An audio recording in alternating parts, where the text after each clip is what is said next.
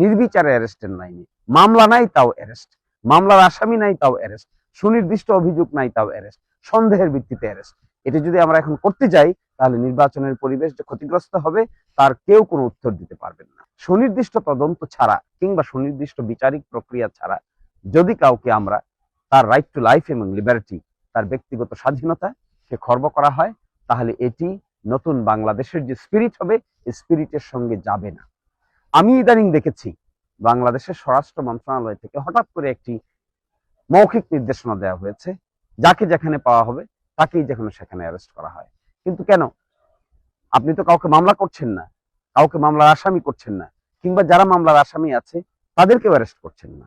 তাকে অ্যারেস্ট না করে যাকে ইচ্ছা তাকে যে লাইসেন্স দিয়ে দেওয়া হচ্ছে, তাতে অধস্তন পুলিশ অফিসার, পুলিশ অ্যাডমিনিস্ট্রেশন নির্বাচনের আয়োজনের সিস্টেমের বাইরে গিয়ে তারা এখন ব্যস্ত আছে কাকে বিরক্ত করবে, কাকে বিরক্ত করবে না। শিয়া বাটার ও ভিটামিন ই সমৃদ্ধ লিলি বিউটি সোপ, তারুণ্যময় উজ্জ্বল ত্বকের জন্য।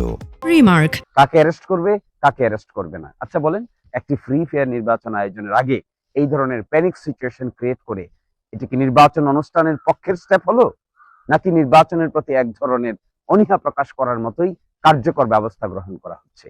নির্বাচন তো একটা উৎসব হবে, এই উৎসবমুখর পরিবেশে নির্বাচন অনুষ্ঠানের ক্ষেত্রে যদি কার্যকর পদক্ষেপ গ্রহণ করা না যায়, তাহলে শুধুমাত্র আপনি এই ধরনের ইনস্ট্রাকশন দিয়ে যে পরিবেশ তৈরি হবে তাতে দুটি ব্যাড ইম্প্যাক্ট পড়বে।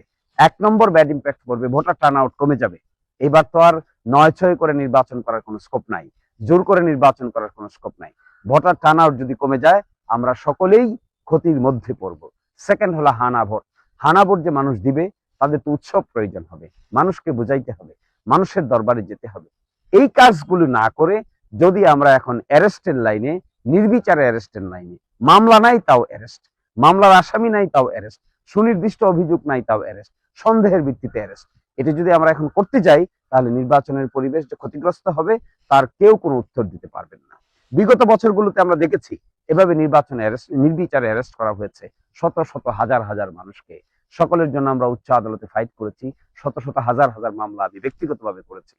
কিন্তু এই নির্বিচারে অ্যারেস্ট যে কত যন্ত্রণাদায়ক তা আপনি যদি অ্যারেস্ট না হন তাহলে বুঝতে পারবেন না। আমি আপনাদের প্রতি আহ্বান জানাচ্ছি, stop it, immediately stop this type of blanket instruction. আপনারা প্রশাসনের পক্ষ থেকে এই ধরনের ব্ল্যাঙ্কেট ইনস্ট্রাকশন দিতে পারেন না। যদি ব্ল্যাঙ্কেট ইনস্ট্রাকশন দেন তাহলে ধরে নিব আপনারা নির্বাচন অনুষ্ঠানের পরিবেশকে বিনষ্ট করার জন্যই তা করছেন। ফলে আমার আহ্বান থাকবে, উৎসব মুখর পরিবেশ তৈরি করুন, ব্ল্যাঙ্কেট ইনস্ট্রাকশন বন্ধ করুন, সুনির্দিষ্ট মামলার আসামি হলে অ্যারেস্ট করতে পারেন। এছাড়া বাকি এই ব্ল্যাঙ্কেট ইনস্ট্রাকশনের কারণে যে মিসইউজ হচ্ছে, যে এক ধরনের মামলা বাণিজ্যের প্রক্রিয়া তৈরি হয়েছে, এগুলো থেকে যদি ফিরে আসতে না পারেন তাহলে নির্বাচন প্রক্রিয়া ক্ষতিগ্রস্ত হবে, ডেমোক্রেটিক ট্রানজিশন ক্ষতিগ্রস্ত হবে, সকলেই ক্ষতিগ্রস্ত হবে।